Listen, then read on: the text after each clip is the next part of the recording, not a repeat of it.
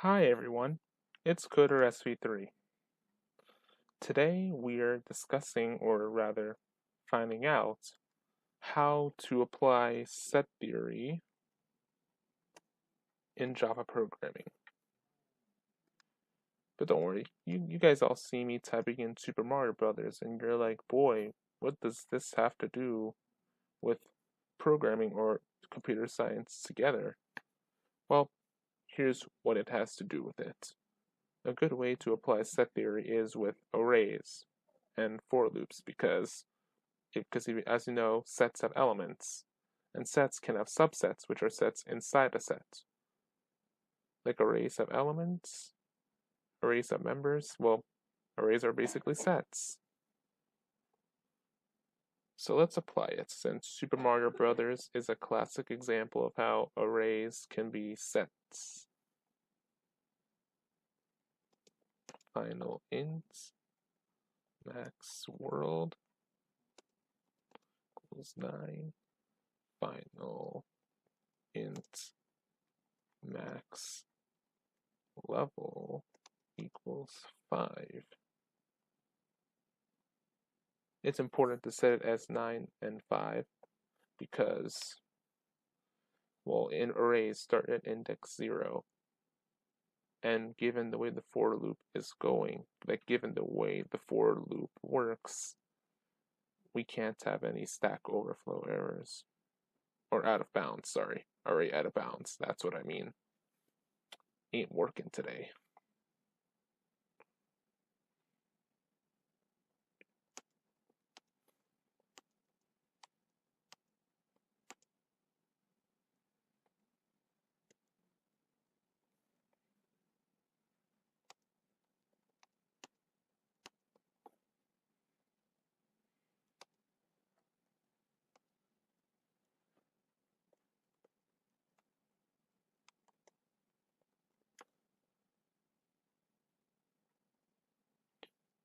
Now, for the for loops.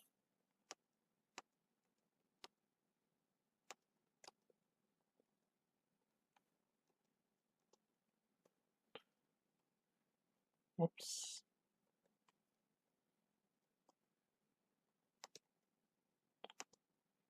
Make sure to set your different variables.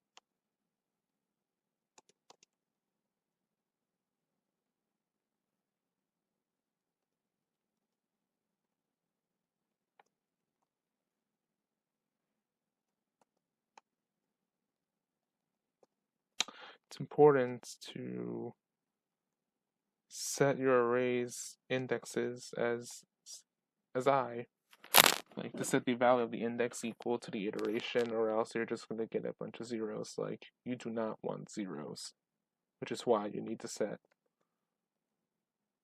We need to assign the index value to the iteration of the array.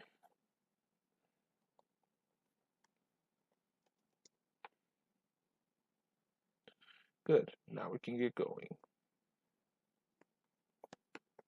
Just print thing.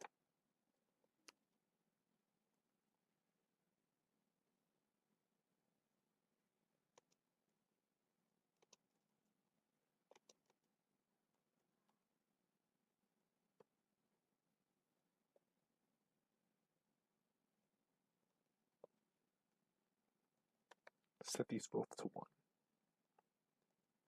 Because there is no world 0 in Mario.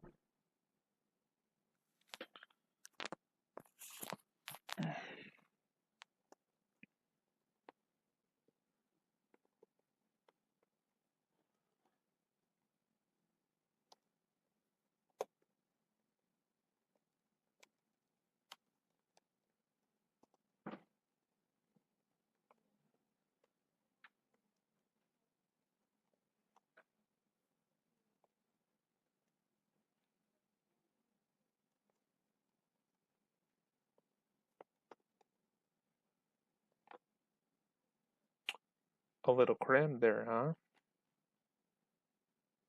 Not to worry. Yeet.